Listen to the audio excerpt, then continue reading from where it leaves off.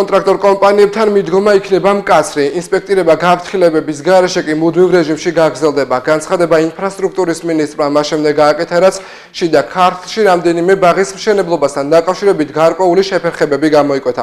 რევაზ სოხაძე ინფრასტრუქტურულ პროექტებს ადგილზე გაეცნო. რეგიონში საერთაშორისო და შიდა სახელმწიფოებრივი მნიშვნელობის გზების, სკოლებისა და საბავშვო ბაღების, ასევე წყალმომარაგების სისტემების მშენებლობა რეაბილიტაცია მიმდინარეობს.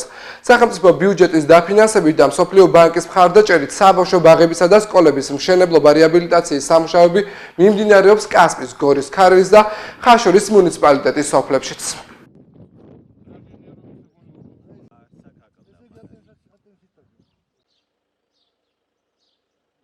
ვიმყოფებით შიდა ქართლის რეგიონში, სადაც ადგილობრივ ხელისუფლებასთან ერთად მოვინახულეთ ის პროექტები, რომლებიც განხორციელების პროცესშია, სამწუხაროდ რამოდენიმე ბაღის მშენებლობასთან დაკავშირებით არის გარკვეული შეფერხებები და პრობლემები, რისთვისაც მოსახლეობას მინდა ბოდიში მოუხადო ამის გამო, თუმცა ჩვენ დავიგეგმეთ ისე, რომ მუდმივ მონიტორინგზე გვექნება ეს საკითხი და მინდა ვისარგებლო შემთხვევით და ყველა კონტრაქტორი, კომპანია, სამშენებლო კომპანია გავაფრთხილო იმასთან დაკავშირებით, რომ მიდგომა იქნება ძალიან მკაცრი, ვადებთან დაკავშირებითაც, ხარისხთან დაკავშირებითაც და მუდმივად განხორციელდება ინფრასტრუქტურის სამინისტროს მიერ კონტროლი ამ ობიექტების.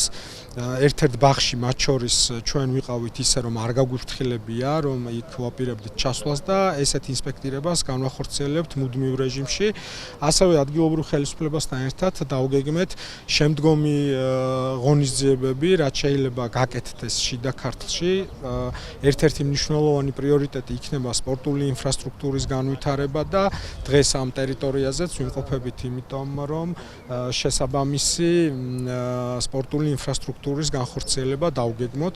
დეტალებთან დაკავშირებით უკვე მოგვიანებით გახდება ცნობილი და ასევე არსებულ საფეხბურთო ცენტრალურ მოედანსაც მოვინახულებთ, სადაც გვაქვს ასევე გარკვეული პრობლემები და ამ პრობლემების მოგვარების გზებსაც დავსახავთ. დღეს შიდა ქართლში გვესტუმრა ინფრასტრუქტურის მინისტრი, დავათვალიერეთ საბავშვო ბაღებისა და სკოლების მშენებლობის მიმდინარეობა.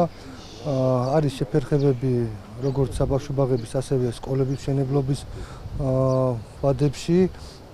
დავიგეგმეთ მომავალი გადასადგმელი ნაბიჯები თუ რა მიმართულებით უნდა მოხდეს სკოლებისა და ბაღების მშენებლობა განვითარება.